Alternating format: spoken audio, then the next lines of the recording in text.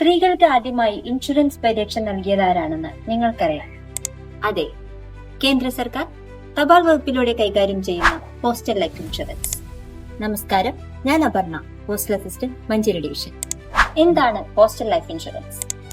1884 അന്നത്തെ post office director ജനറലായിരുന്ന FR ഹോഗിന്റെ ആശയത്തെ മുൻനിർത്തിക്കൊണ്ടാണ് postal life insurance ഇന്ത്യയിൽ ആരംഭിച്ചത്.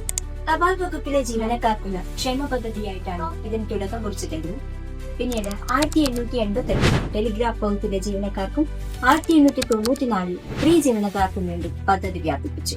അക്കാലത്ത് മറ്റൊരു ഇൻഷുറൻസ് കമ്പനികളും സ്ത്രീകളെ പരിഗണിച്ചിരുന്നില്ല.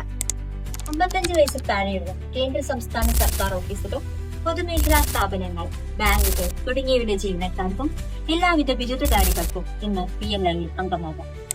ഗ്രാമീണ മേഖലയിൽ താമസിക്കുന്നവർക്കായി റൂറൽ പോസ്റ്റൽ ലൈഫ് ഇൻഷുറൻസും ലഭ്യമാണ്.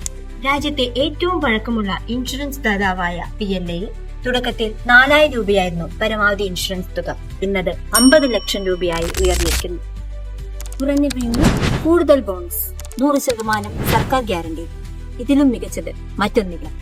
നമ്മുടെ ഇന്നത്തെ പരിശ്രമങ്ങൾക്ക് ഒരു സുരക്ഷിത നാളെ ഉറപ്പാക്കാൻ ശരിയായ നിക്ഷേപം ആവശ്യമാണ്. ഇന്ന് നിങ്ങൾ എടുക്കും ഒരു PLI പോളിസി നാളെ ഒരു വലിയ സുരക്ഷയും സമ്പാദ്യവുമാകും.